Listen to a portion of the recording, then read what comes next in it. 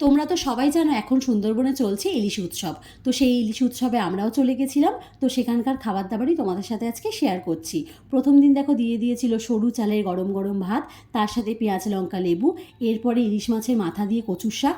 সত্যি কথা বলতে কচুর শাকটা ছিল অপূর্ব সুন্দর। এই কচুর শাক দিয়ে কিন্তু পুরো ভাত খাওয়া হয়ে যেত। তারপরে দেখো দিয়ে দিয়েছিল ডাল আর মোটা মোটা করে কাটা আলু ভাজা। এই ডালটা তোমরা দেখতেই পাচ্ছ কতটা ঘন ডাল।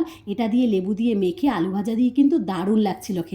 এরপরেই দেখো দিয়ে দিয়েছিল হচ্ছে ইলিশ মাছের পাতুরি।